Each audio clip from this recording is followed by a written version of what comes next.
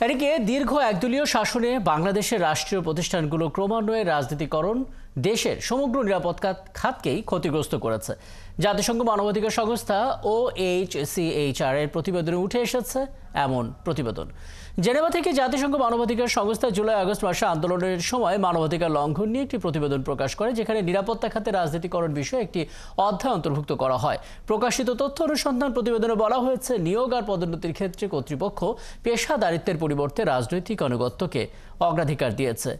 OHCHR জানিয়েছে, অনেক police কর্মকর্তাকে পেশাদারিত্ব সততার যোগ্যতার ভিত্তিতে নয়, বরং তাদের আনুগত্য এবং সংশ্লিষ্টতার ভিত্তিতে নিয়োগ ও পদোন্নতি দেওয়া হয়। প্রতিবেদনে বলা হয়েছে, DGFI, NSI এবং পুলিশের বিশেষ শাখা SBর মধ্যে এবং উচ্চ পর্যায়ের পদে নিয়োগের ক্ষেত্রেও শুধু প্রার্থীর রাজনৈতিক সংশ্লিষ্টতা নয়, তাদের আত্মীয় স্বজনের রাজনৈতিক দলীয় সংযোগও যাচাই করা হতো।